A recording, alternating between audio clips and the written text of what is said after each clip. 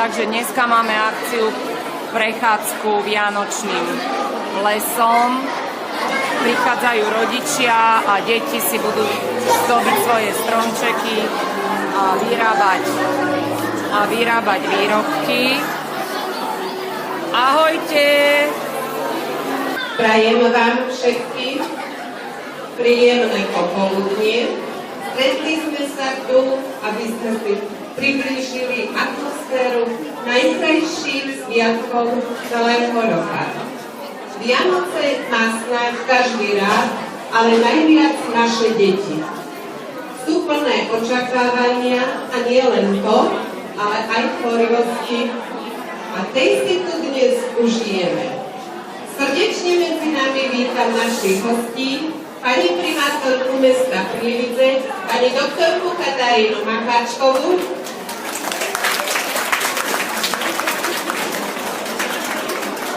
pani vedúcu odboru školstva a starostlivosti o občana, pani magistru Vlastu Miklasovú,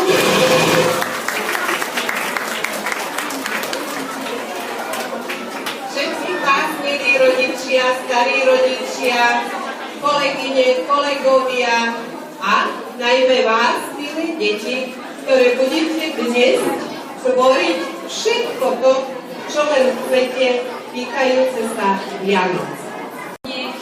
Milé deti, vážení rodičia, ja som prednedávnom navštívila práve túto vašu školu a pani riaditeľka mi rozprávala teda o tejto aktivite, ktorá mňa veľmi zaujala a preto som dnes prišla, aby som teda videla v akcii detí aj rodičov. Veľmi sa mi páči, že dokážete sa takto stretnúť a podporiť tou účasťou školu a šikovnú tvorivosť vašich detí.